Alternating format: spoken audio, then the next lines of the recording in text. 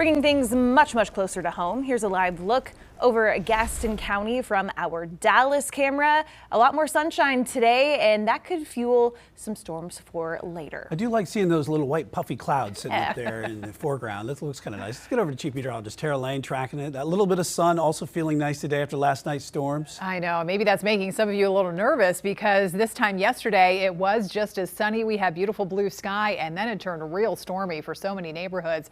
Late yesterday evening going into the night, we could see another round of storms coming in after midnight tonight. So we'll track that here in a moment. The only stormy weather we have to talk about right now, a couple of clusters of some pretty strong activity here. This is northern Iredell County, west of Harmony, and that stretch of Highway 21. Heavy rain, maybe some gusty wind, lots of lightning. So keep it inside. That's slowly drifting to the east, and we have more spotty rain just off to the west of there, just kind of west of Granite Falls. That's about it for now, but here's a cluster of storms, yet another one in our series of complexes of stormy weather that we've been tracking off and on for these past couple of days here. Right near this warm front, some of that could dive on down and impact part of our area later on tonight. Meantime, temperatures today getting a little bit hotter as expected. We're at 91 right now. We've got some upper 80s to the north, those 70s in the mountains, but you factor in the humidity, it feels like it's exactly 100, and that's in the shade.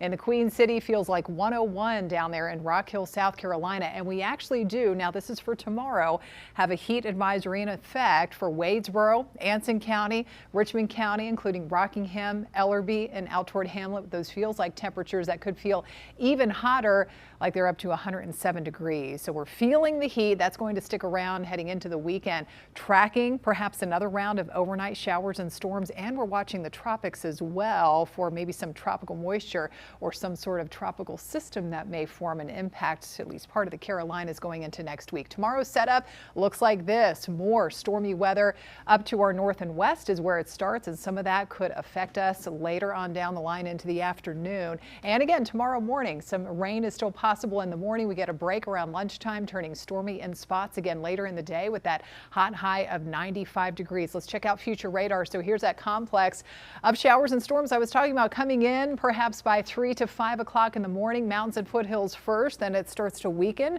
as it moves across the Piedmont. So a little rain possible in the morning, more scattered storms, a possibility again into the afternoon, and then more of the same going into Friday. Quick check of the tropics. We had this stormy weather. Pretty disorganized right now. It's just clusters of showers and storms around the islands and near Puerto Rico. But this could become a little organized in the coming days, and with high pressure over the ocean, that's going to be the steering current for that possible tropical system. So it may try and head toward Bahamas or Florida heading into the weekend. So that would make it into next week where we could have some sort of impact if it does form for us here in the Carolinas. We'll keep you posted on that. 7-day forecast shows daily chances of mainly afternoon and evening storms stretching on into next week with highs in the 90s.